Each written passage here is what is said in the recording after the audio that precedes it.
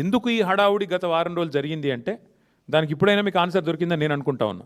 ఎందుకు అంటే తన బినామీ భాగోతం, తన బినామీ యొక్క కుంభకోణం, 6,000 కోట్ల వర్కులు ఏదైతే ఈ రాష్ట్ర ప్రభుత్వం KLSR అనే కంపెనీకి, ముఖ్యమంత్రి గారి బినామీ కంపెనీకి ఇచ్చిందో దాన్ని బయటపెట్టక తప్పని పరిస్థితి. ఇప్పుడు సుప్రీంకోర్టు చెప్పిన తర్వాత రాష్ట్రము కేంద్రం విచారించాల్సిందే, కాబట్టి తప్పని పరిస్థితి. ఇవాళ వాస్తవం ఏంటి అంటే సుప్రీంకోర్టు ఇంకొక మాట కూడా చెప్పింది. CBI or SFIO, serious fraud investigation agency or ED, ఈ 3 ఏజెన్సీల ద్వారా వెంటనే విచారణ జరిపించండి. నేను చదువుతాను, ఒకసారి వినండి. The supreme court on January 23rd sought responses of the Center, Telangana, CBI, ED and SFIO on a plea seeking an independent probe into multi-crore corporate fraud involving alleged collusion of state authorities and a high-ranking member of the judiciary. This is a PTI report, not mine.